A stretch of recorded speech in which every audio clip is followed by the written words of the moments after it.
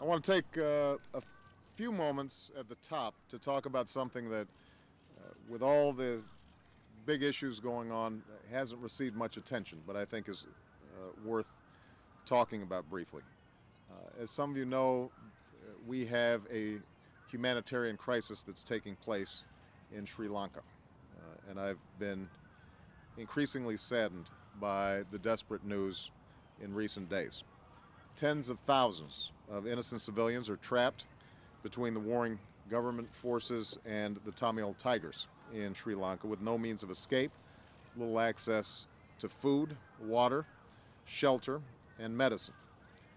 This has led to widespread suffering and the loss of hundreds, if not thousands, of lives.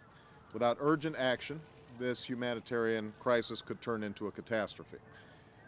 Now's the time, I believe, to put aside some of the political issues that are involved and to put the lives of the men and women and children who are innocently caught in the crossfire, to put them first.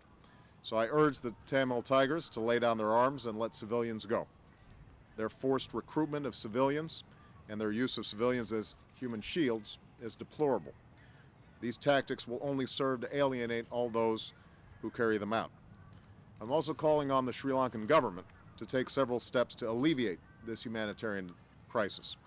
First, the government should stop the indiscriminate shelling that has taken hundreds of innocent lives, including several hospitals. The government should live up to its commitment to not use heavy weapons in the conflict zone. Second, the government should give United Nations humanitarian teams access to the civilians who are trapped between the warring parties so that they can receive the immediate assistance necessary to save lives. Third, the government should also allow the United Nations and the International Committee of the Red Cross access to nearly 190,000 displaced people within Sri Lanka so that they can receive additional support that they need. The United States stands ready to work with the international community to support the people of Sri Lanka in this time of suffering. I don't believe that we can delay. Now's the time for all of us to work together to avert further humanitarian suffering. Going forward, Sri Lanka must seek a peace that is secure and lasting and grounded in respect for all of its citizens.